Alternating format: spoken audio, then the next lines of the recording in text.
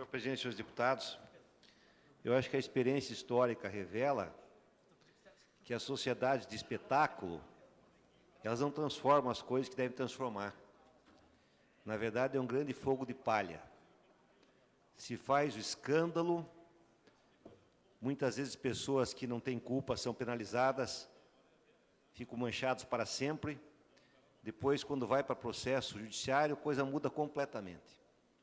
Então, nós não podemos aceitar uma sociedade de espetáculo, nem a construção do Estado policial, onde a atividade política desaparece e as pessoas que não são eleitas pelo povo, que nunca se submeteram à vontade popular, apenas passaram um concurso, passam a mandar no país.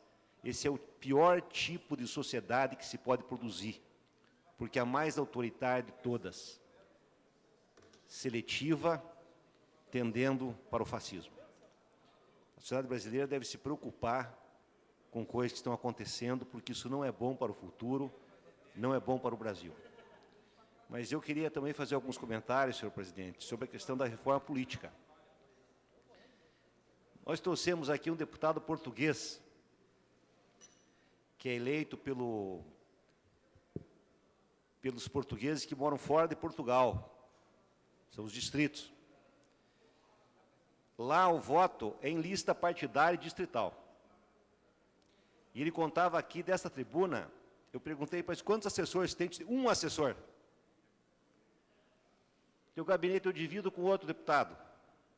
Meu assessor é uma excelente funcionária, assessora minha ou outro deputado, e é uma funcionária pública da mais alta competência e nível técnico. É verdade que Portugal é parlamentarismo. Mas o Brasil vive uma crise profunda, e eu acho que o voto em lista seria uma possibilidade de avançar numa nova forma de fazer política.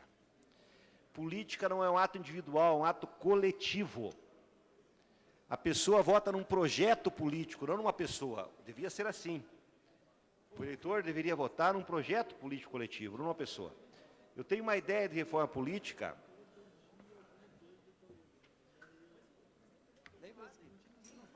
em que o voto seria em lista partidária, com rodízio permanente. A criança, quando nasce, sabe que política não é profissão. Ela poderia ser vereador ou deputado apenas uma vez. Isso enobreceria o seu currículo e teria uma verba de representação.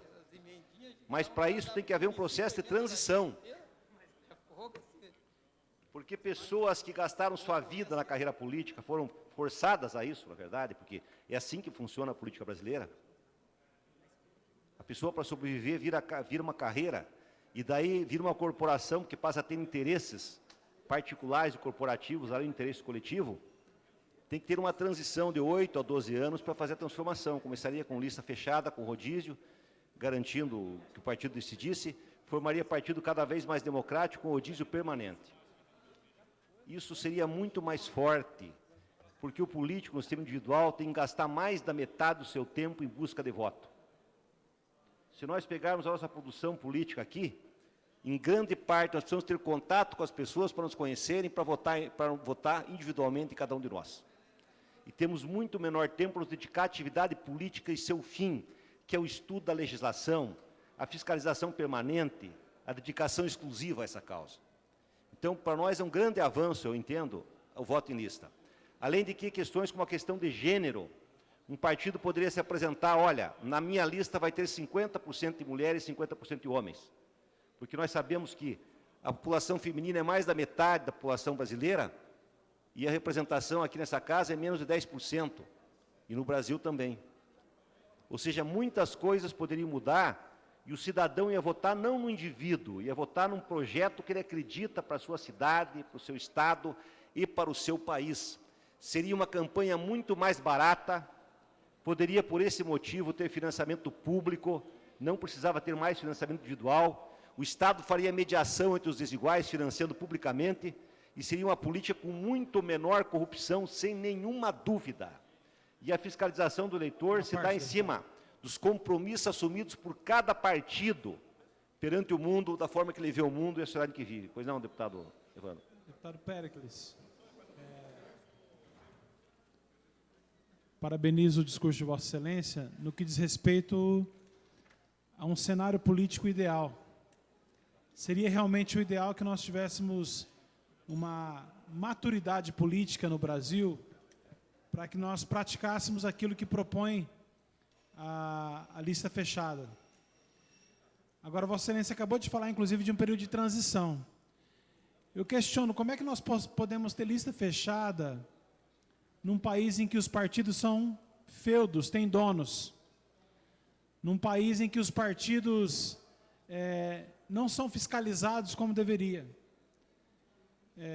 Eu penso que, em vez de aprimorar o processo democrático, não conheço profundamente a proposta de lista fechada que está se costurando no Congresso. Eu estou vendo que cada vez mais pessoas de expressão política forte, inclusive no Poder Judiciário, estão defendendo a lista fechada.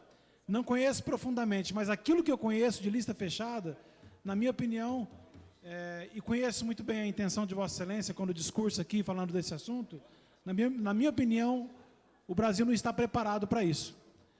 Eu acho que, primeiro, nós deveríamos, num processo de transição, fortalecer os partidos para chegar, talvez, a um cenário próximo disso. Penso que nesse momento, é um grande contrassenso para o processo democrático a proposta de lista fechada. Deputado Evandro, veja como é meu pensamento, respeito o seu ponto de vista. Nós temos a ilusão, na minha opinião, a ilusão de que a lista fechada, nesse momento, não permitiria a renovação na política. Eu acho que não é verdade. A renovação já é muito pequena. O sistema que não permite renovação é exatamente o que nós vivemos e que nós temos no Brasil, que permite uma mínima renovação, porque cada vez mais, e assim vai ser no futuro, só pessoas com muito dinheiro poderão ser deputados a continuar dessa forma política no Brasil. Hoje já é assim. Por isso a renovação é muito pequena. As campanhas são cada vez mais caras. Há uma cultura no seio do próprio povo, no voto individual, do favor, do clientelismo, da publicidade, da relação com a mídia, que é uma relação cruel também. Nós sabemos o que custa para um deputado, um vereador, às vezes do interior, conseguir aparecer na mídia. É uma coisa muito complexa. Então, isso é uma ilusão. Esse argumento que diz que a renovação seria menor, na minha opinião, não se sustenta. Nós tivemos uma renovação nesta Casa Grande em função de um aspecto muito particular. Nós tivemos o candidato Ratinho Júnior, que fez milhões de votos, eu não sei, não me lembro bem a votação que ele fez. É uma coisa natural que pode acontecer. Numa lista partidária também pode acontecer. Por exemplo, se o Ratinho encabeçasse a lista de um partido, teria o mesmo efeito na lista. Eu não estou pegando esse exemplo porque me serve, não, porque é um exemplo real. Eu passo respeito a todos os deputados. Ou seja, o voto em lista dá mais liberdade ao eleitor de escolher uma ideologia na qual ele acredita, torna a eleição muito mais barata, porque o partido tem uma expressão coletiva, tem o seu tempo na televisão, não é uma guerra, salve-se quem puder, individual, que conduz inexoravelmente esse sistema político como é o americano. Hoje, para os Estados Unidos, para ser presidente, tem que ser rico. É impossível nos Estados Unidos uma pessoa pobre ser político. E a tendência no Brasil é exatamente esta. Por isso é que eu entendo que o voto individual, ele nega a política, ele não oferece uma pedagogia ao eleitor, tanto que acontece o que no Brasil? Nós elegemos um presidente de esquerda e um Congresso totalmente de direita e conservador. Essa é a política que nós temos. O eleitor coloca o seu ideal na figura do presidente, então ele não consegue governar e tem que fazer todo tipo de acordo para governar, que é o chamado presidencialismo de coalizão. Quando se pega as democracias mais tradicionais do mundo, como a francesa, o voto é em lista. O alemão é em lista, com a metade em lista e a metade em lista, mas é voto distrital.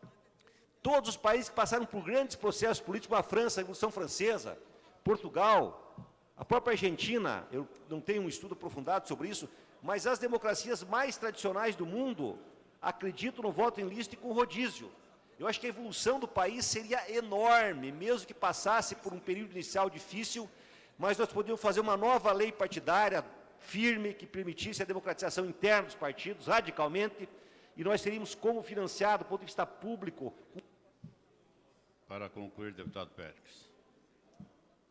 Haveria uma revolução, inclusive no número de servidores e funcionários, porque a política deixaria progressivamente de ser uma profissão individual. Nossas crianças nasceriam sabendo que não existe profissão de política e uma outra cultura civilizatória poderia avançar muito mais rapidamente no país. Obrigado.